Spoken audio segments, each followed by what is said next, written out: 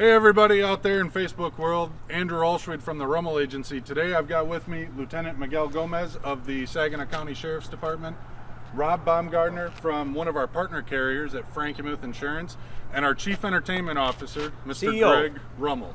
Hi everybody. So I heard in the news, you guys, that we're about to get a little bit of snow. Anyone else hear that? Oh yeah. Yes. 14 inches in the western UP and 1 to 2 inches here tomorrow. Let it snow, let it snow, let it snow. So I thought, why don't we get together a couple of folks that have an interest in making sure everyone's safe, and let's talk about some tips and tricks that we might have for making sure our experienced drivers and our young drivers are safe tomorrow when that 1 to 2 inches hits. So, Rob, what do you do to make sure your kids are safe before they even leave the house? Well, I've got a 17-year-old driver, so I am worried about his inexperience, especially as the snow starts to fall. So we do make it a requirement that the car be cleaned off of snow. We like him to warm it up, make sure that it's clean, that you can actually see out the window, not the little peephole that you sometimes see people use from that end. Yep. Additionally, make sure the wipers are away from the window so those can work, that your car is full of gas, and equally as important, especially this time of year, as the weather gets tougher, make sure you tell somebody where you're going. So your parents or someone in the household knows if you've taken too long or if there perhaps is a problem. That's great. Appreciate that. So now that we're maybe on the road, Lieutenant, what should be a couple things that our drivers do to make sure they're safe?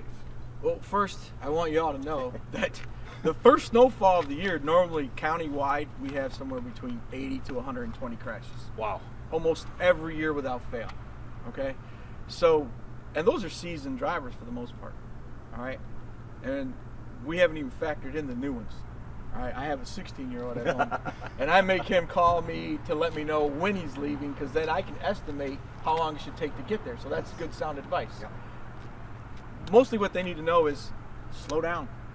Yep. Increase your reaction time. Okay. Increase your reaction time.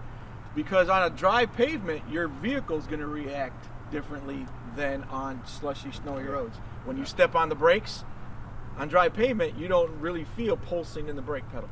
You might feel pulsing in the brake pedal as it's trying to slow you down on slippery roads. Yeah. You know, making sure that you understand that the person in front of you, around you, their destination is just important to them as your destination is to you. Yeah. All right. So slowing down is the number one Great. Way to avoid a crash. Wonderful. You were telling me when we were inside talking just before too, though, it's actually illegal to drive with your vehicle windows kind of covered or iced up. That popped right in my head when he said, You see it all "Warm the it up, time. clean the windows off, clean them all off." Yeah. It's true, and it's a ticket that you can't recover from. You can't. It's not a fix-it ticket. Right. Right. Right. It's a vision obstruction that doesn't go away. Okay. Okay. So all the windows have to be clean. That's what the law says.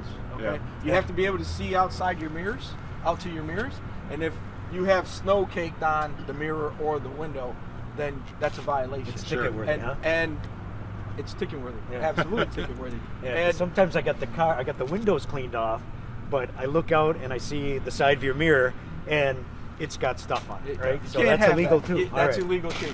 Yeah. It's like not having the mirror. Right. All right. True. So understand that if you crash in bad weather, somebody has to go to your crash. Yeah. All right. Good point. So fire departments, police departments, EMS, The wreckers. Yeah. All these people now have to leave and venture out into that weather. Right. And you have to understand that it is called failing to maintain control of your vehicle. Could be reckless or careless driving, and these Yeah. tickets progress in severity. Yeah. And that's We don't regardless want of road So, conditions, right? if So I even have- if it's snowy, you can get a ticket for Correct. failure to maintain your Correct. vehicle, right? And like, You can maintain. Yeah. well, what people don't understand as well is the weather changes. Right. Yeah. In Michigan, the weather changes. What does it say? Stick around 10 minutes and be different. True. Yeah. When it gets cold outside, there's dampness in the air all the time. Yeah. So when the sun goes down or when the temperature drops, that dampness falls. So even though you don't see snowing or rain, Right. the ground, the roads get slippery.